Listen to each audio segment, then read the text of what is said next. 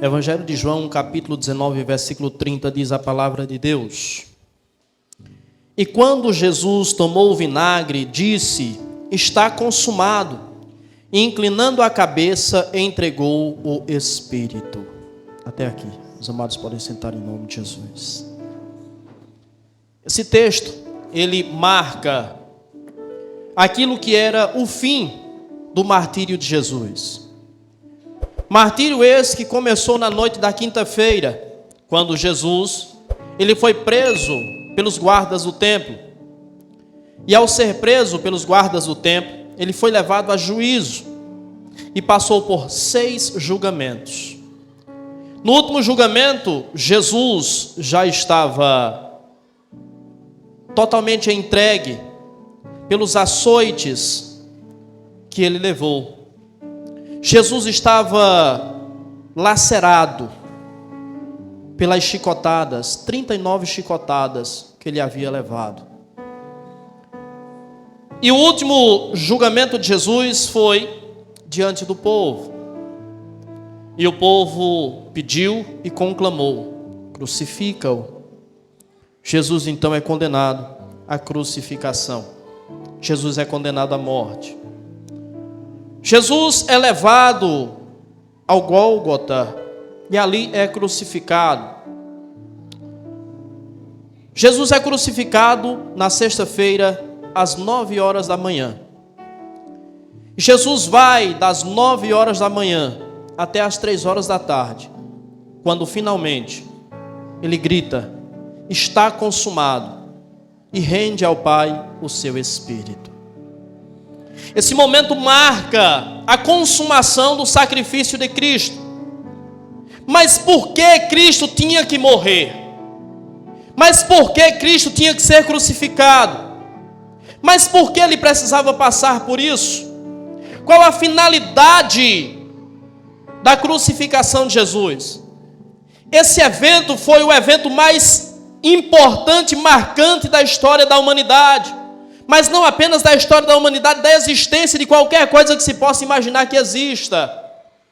Naquele momento, tudo para acompanhar aquela cena.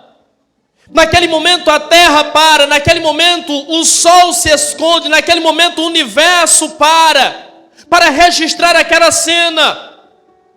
Há uma indecisão no mundo espiritual, há uma incerteza no mundo espiritual. Não se sabe exatamente o que vai acontecer. Porque quem está naquela cruz não é um homem comum. Quem está naquela cruz é Jesus Cristo, o Messias, o Filho de Deus. Quem está naquela cruz é o Cristo encarnado, é Deus encarnado.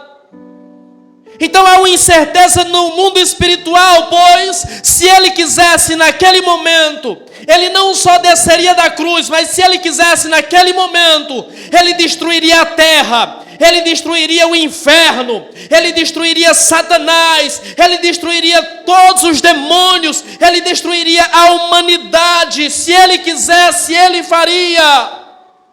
E o que esperar, sabendo que Deus é um Deus de amor, mas Deus também é um Deus de justiça. E a Bíblia fala de pessoas que estão debaixo da ira de Deus. O que esperar que vai acontecer naquele momento? O universo para. Todos os olhos e toda a atenção está voltada para Jesus. E Jesus faz isso porque ele tinha uma finalidade. Jesus faz isso porque ele precisava satisfazer a vontade e a justiça de Deus. Um dia alguém ficou devendo algo para Deus. E essa conta que alguém ficou devendo para Deus, a saber, Adão, que repassou-se para nós, não pôde ser paga. E Deus, a Bíblia diz que Deus a ninguém nada deve, mas a Deus ninguém também deve nada. A Deus ninguém fica devendo nada. Aquela dívida, aquele débito de Adão ainda está em branco, ainda está em aberto. E precisa ser pago. A justiça de Deus precisa ser satisfeita. E Jesus vai ao Calvário, Jesus vai à cruz para satisfazer a justiça de Deus. Mas Jesus já estava lá. mas Jesus já tinha sido açoitado, mas Jesus já tinha sido crucificado. Por que ele permaneceu lá? Jesus já tinha sido exposto, Jesus já tinha sido humilhado. Por que ele permaneceu lá? Porque ele precisava cumprir a primeira frase que ele disse quando estava na cruz.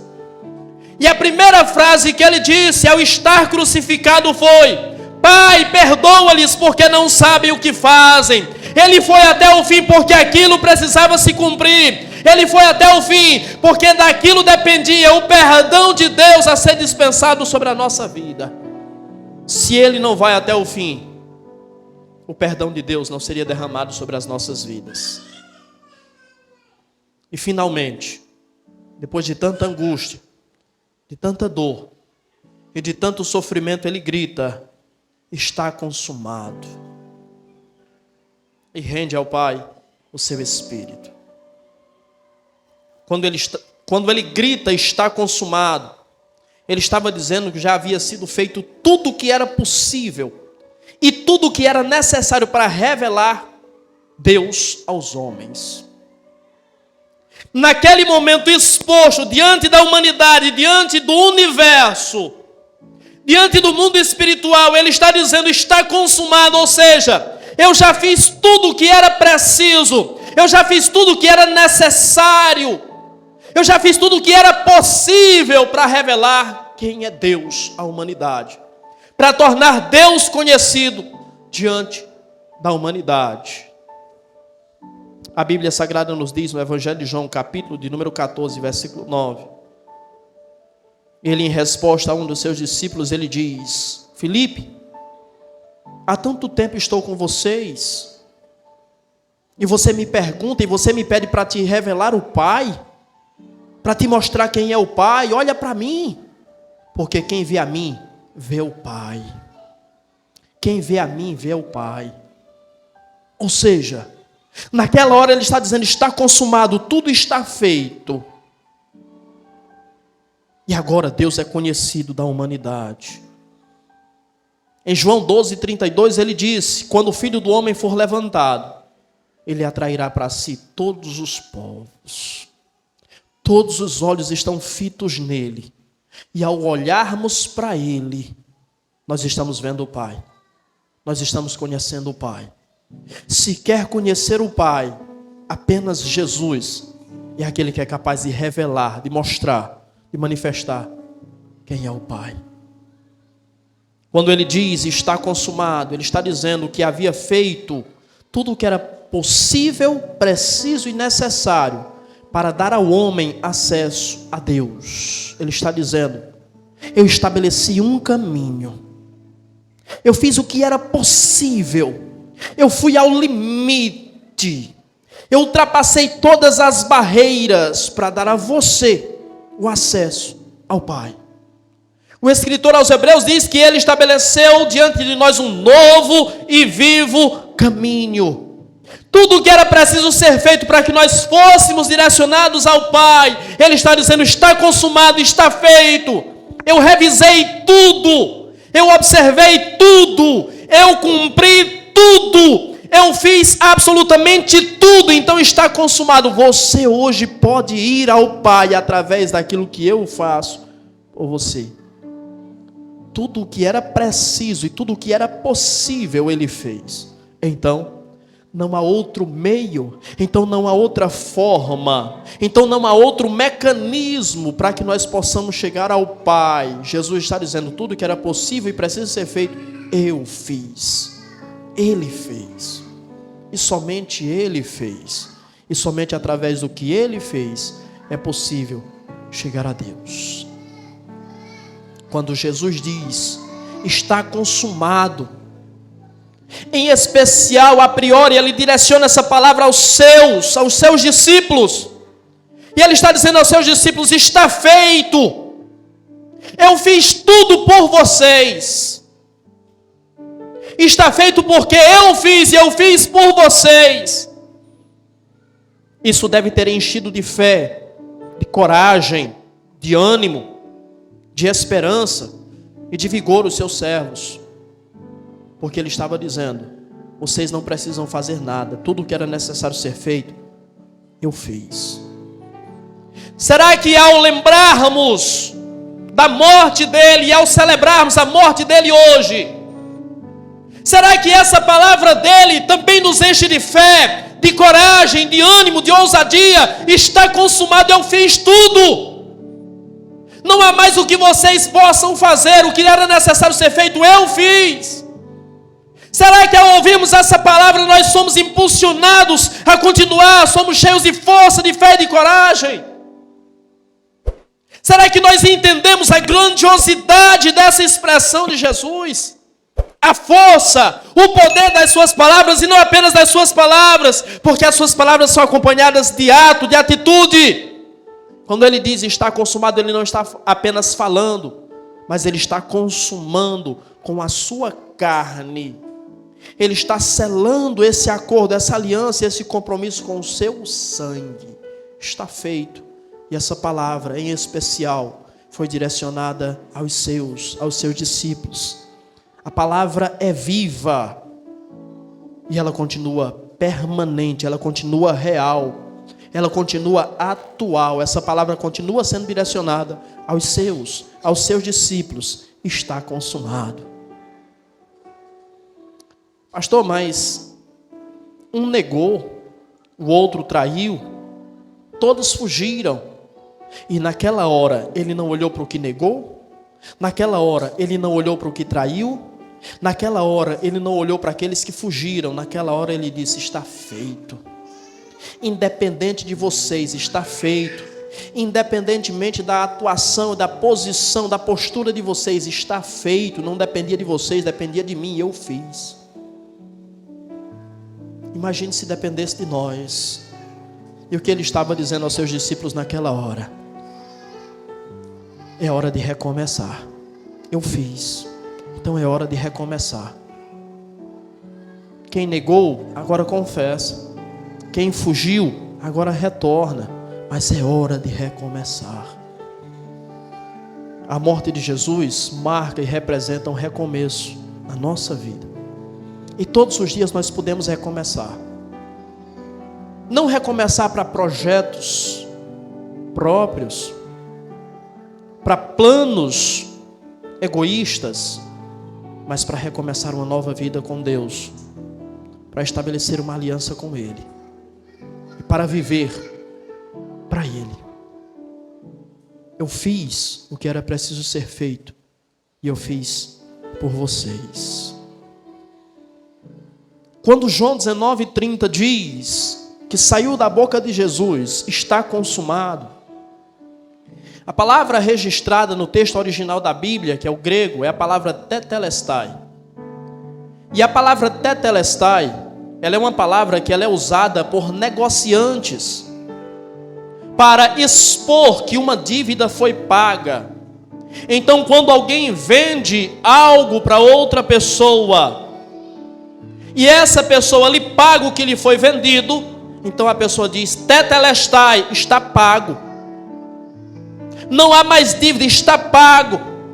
E o que Jesus está fazendo naquela hora que ele diz está consumado, ele está relembrando a humanidade. Lembra da dívida de Adão? Lembra do que Adão ficou devendo para Deus? Está consumado. Tetelestai, está pago. Aí você olha só para Adão, mas ele está dizendo: olhe para a sua vida. Olhe para você, olhe para todas as suas dívidas, olhe para todos os seus débitos diante de Deus. E eu estou dizendo: tetelestai, está pago. A Bíblia nos diz, o salmista nos diz que a redenção da alma é caríssima. Não dava para o ser humano pagar, mas ele gritou: tetelestai, está pago. Quando Paulo escreve a sua carta aos Colossenses, capítulo 2, ele diz que Cristo rasgou o escrito de dívida que era contra nós. A promissória que estava escrito lá, nossa dívida, Jesus pegou nas suas mãos e rasgou. Nós não devemos mais absolutamente nada, porque tetelestai, está pago. E ele pagou, e pagou com sobra. Pagou e não ficou devendo absolutamente nada. Essa palavra tetelestai, ela também era usada pelos pastores e pelos sacerdotes. Quando eles encontravam uma ovelha perfeita, uma ovelha sem defeito. Quando eles encontravam uma ovelha perfeita e sem defeito, eles gritavam, tetelestai. Essa é perfeita. Essa está pronta. E como não nos lembrarmos de Isaías 53, quando diz que ele, como ovelha muda, foi levado ao matadouro e não disse nada, não reclamou de nada, não amaldiçoou ninguém, mas foi. Como não nos lembrarmos das palavras que Paulo escreve aos Filipenses sobre ele e aos Colossenses também, quando ele diz que ele foi obediente até a morte e morte de cruz. Ele é a ovelha, ele é o cordeiro perfeito de Deus.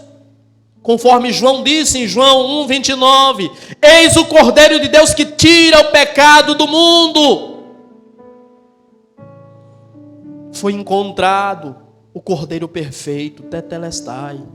Foi encontrado um cordeiro sem defeito nenhum, sem mancha, sem mácula, sem ruga, pronto, propício para o sacrifício, e foi ofertado em sacrifício a Deus.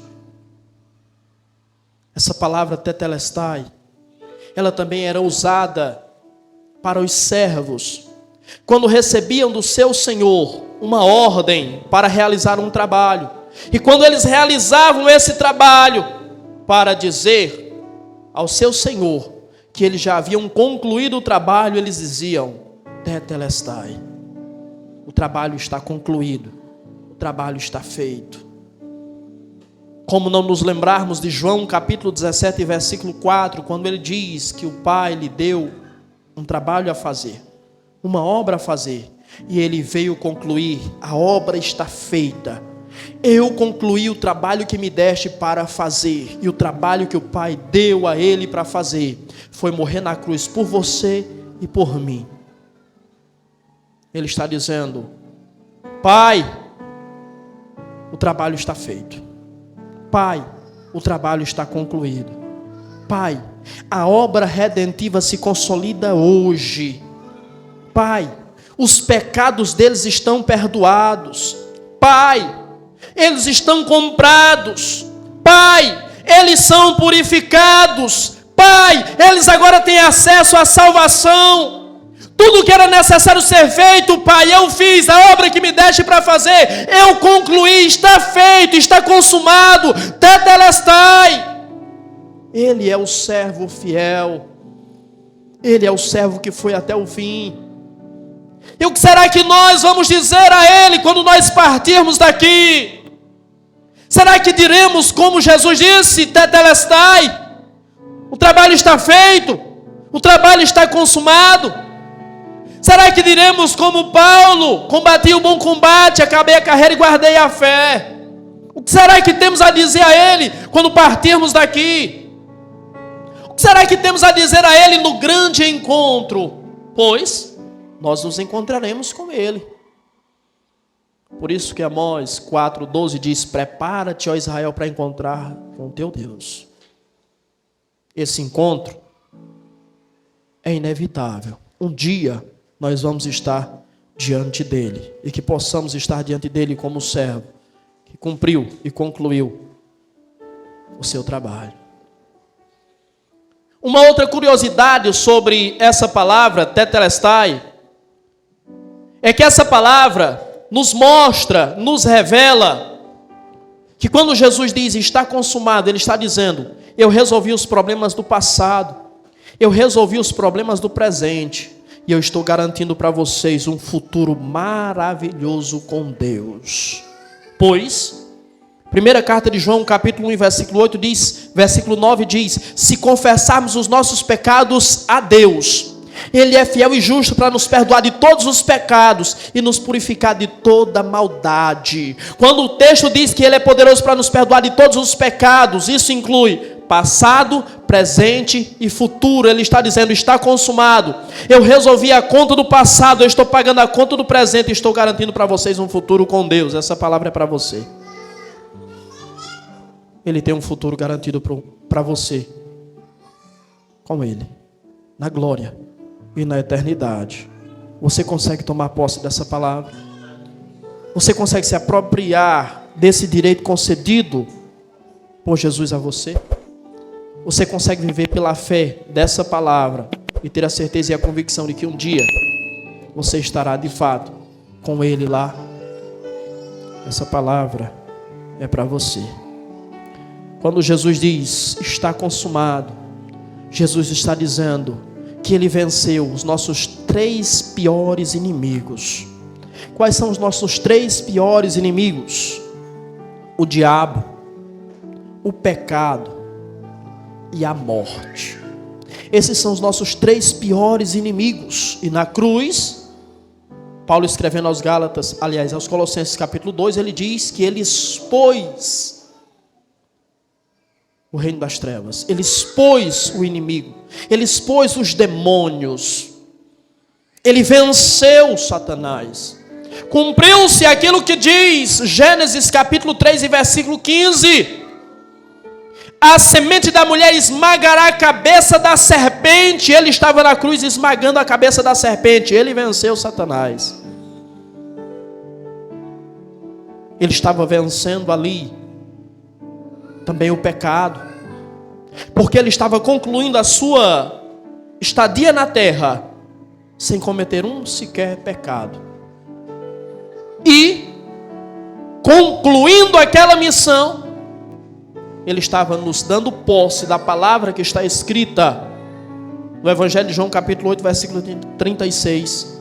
Se o Filho vos libertar, verdadeiramente sereis livres. Ele estava nos libertando, não da presença, mas do poder do pecado. Não que não pecamos, mas não somos dominados pelo pecado. O pecado não terá domínio sobre vós, disse Paulo escrevendo aos Romanos. Ele estava vencendo também o pecado. E ele estava vencendo a morte. Pois, estando lá na cruz, depois de ser açoitado, depois de ser crucificado, depois de passar pelas dores inimagináveis que ele passou, a morte o cerca, a morte o rodeia, mas não consegue dominá-lo. Sabe por que a morte não consegue dominá-lo? Porque Paulo escrevendo aos Romanos diz que o salário do pecado é a morte. Como a morte vai tirar a vida de Jesus se ele nunca pecou? A morte não tem poder sobre ele. Por isso ele disse: Pai, em tuas mãos eu entrego o meu espírito. Se Jesus não se rende, ainda hoje ele estava lá, a morte não teria domínio sobre ele. Ele rendeu ao Pai o espírito, demonstrando: morte, você não tem poder sobre mim. Outra hora, em outro momento, ele havia dito: ninguém tira a minha vida de mim, mas eu a dou, e dou para tornar a recebê-la. Ele estava dizendo: eu entrego ao Pai o meu espírito, mas domingo eu vou receber de volta. A morte não tem poder para tirar a minha vida, e a morte não tem poder para me manter morto. Ele venceu o diabo, o pecado e a morte. E Paulo escrevendo aos Coríntios, capítulo 15, ele diz que a ressurreição de Cristo é a certeza da nossa ressurreição, é a garantia da nossa ressurreição. Então, por ele ter vencido a morte e ressuscitado um dia, nós também ressuscitaremos. E da mesma forma que ele ressuscitou para nunca mais morrer, nós também ressuscitaremos para nunca mais morrer. Ele alcançou isso para nós. Ele alcançou isso para você. Ele alcançou isso para mim também. Quando ele diz tetelestai, ele está dizendo: eu não quero esforço de vocês eu só quero a fé. Eu consumei, eu concluí, eu fiz. Então não há esforço que vocês possam fazer para conseguir nada. Então eu não quero esforço de vocês. A única coisa que eu quero de vocês é a fé. Lembre-se daquela noite, a noite da redenção, que aconteceu na terra do Egito. quando um cordeiro também foi morto em cada casa de cada israelita. E eles receberam a ordem: vocês matarão um cordeiro, vocês prepararão esse cordeiro, e vocês aspergirão o sangue desse cordeiro nos umbrais das suas portas. E quando o anjo da morte passar, ele verá o sangue, e não haverá morte sobre as vossas casas. Enquanto o Egito lastimava-se, gritava em desespero pela morte dos primogênitos, não havia morte na casa dos israelitas. E por que não havia morte na casa dos israelitas? Porque eles mataram o cordeiro? Não. Porque eles prepararam o cordeiro? Não. Porque eles consumiram o cordeiro? Não. A redenção deles estava no sangue. Ao estarem dentro de casa, eles não estavam vendo o sangue nos umbrais das portas, mas Deus estava vendo o sangue. Deus olha para você e vê o sangue. E o sangue de Jesus nos purifica de todo o pecado. Lembre-se, Jesus está dizendo: eu não quero esforço, eu não quero sacrifício, eu quero fé. O esforço e o sacrifício de vocês não produzem nada. Eu só quero a vossa fé. Lembre-se daquilo que é narrado em Números capítulo 21, em especial do versículo 7 ao versículo 9. Quando os israelitas murmuram contra Deus por causa de alimento e cogitam retroceder para o Egito após a libertação, Deus envia serpentes, e essas serpentes mordem os israelitas, e muitos morreram por causa das serpentes. Lembre-se, o que aconteceu? Os israelitas vão até Moisés e dizem: nós pecamos contra Deus, nós murmuramos contra o Senhor, clama a Deus por nós. Moisés clamou a Deus por eles. O que foi necessário eles fazerem? Foi necessário eles caçarem as serpentes? Não. Foi necessário eles expelirem as serpentes, expulsarem as serpentes de lá? Não. Foi necessário eles matarem as serpentes? Também não. O que foi necessário? A Bíblia diz que Deus mandou Moisés construir uma serpente de bronze e colocar em cima de uma haste. E quando alguém fosse mordido por uma cobra, olharia para aquela serpente de bronze e seria curado. O que foi necessário eles fazerem? Apenas olhar. A redenção estava ali. A cura estava ali. A salvação estava ali. Eles só precisavam olhar. Não há mérito no ser humano. Jesus está dizendo: não adianta esforço, não adianta sacrifício. Mas eu quero fé. Porque eu posso me sacrificar para evitar cometer esse ou aquele pecado. Eu posso me esforçar ao máximo e eu posso levar uma vida de parcial santidade. Mas Ele está dizendo: não está em você, está em mim. Pela graça sois salvos por meio da fé. Isso não vem de vós, é dom de Deus. Não vem das obras para que ninguém se glorie. Olhar. O profeta Isaías, em 45:22, ele diz: olhai para mim e sede salvos. Olhe para ele. O escritor aos Hebreus, capítulo 12, versículo 2, diz: olhando firmemente para o autor e consumador da fé. Olhe para ele. É só isso. Esquece tudo e olha para ele. Não se importa com o que está acontecendo ao teu lado. Não se importa com o turbilhão que talvez esteja a sua vida. Olha para ele. Só olha, só foca nele, só fita os olhos nele, e é assim que você vai ser salvo. É assim que a redenção vai te alcançar, porque tudo está nele, e não em nós, não em você. A palavra tetelestai, ela é uma palavra que pode ser traduzida nos 3 tempos verbais: passado, presente e futuro. A palavra significa, ou pode ser traduzida como está terminado, está consumado, está concluído. São vários os sinônimos dessa palavra. Mas se a palavra pode ser traduzida nos 3 tempos verbais, em passado, e realizou a obra do passado, é eficaz no presente e realiza a obra no presente, e é eficaz no futuro. Esse sacrifício é aplicado em todos os tempos verbais, em todos os momentos. Ele te salvou no passado, Ele te salva hoje, Ele te salvará amanhã. Tome posse dessa palavra, em nome de Jesus. Isso mostra que a obra dele é permanente. A obra dele não é retroativa. A obra dele não é parcial, é plena e é eficaz. Tetelestai. Está feito. Está concluído. Está pago. Você não deve mais absolutamente nada. Você não deve mais absolutamente nada, porque está feito, está concluído, está terminado, está pago. A sua dívida foi paga, porque alguém pagou por você. A sua redenção está assegurada, porque alguém conquistou essa redenção para você. E eu concluo essa mensagem contando para você uma pequena história. Um certo menino gastou muitos dias construindo um pequeno barco a velas.